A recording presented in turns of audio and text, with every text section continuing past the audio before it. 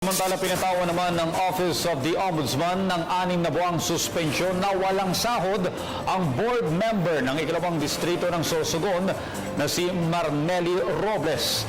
Ayon sa Ombudsman, lumabag si Robles sa Republic Act 6713 noong nagsisilbi pa lamang itong bilang alkalde ng bulan mula 2014 hanggang 2016.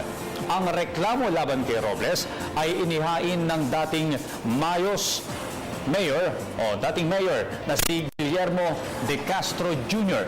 kung saan ayon dito hindi mo na ibinibigay ni Robles ang kaukulang benepisyo nito.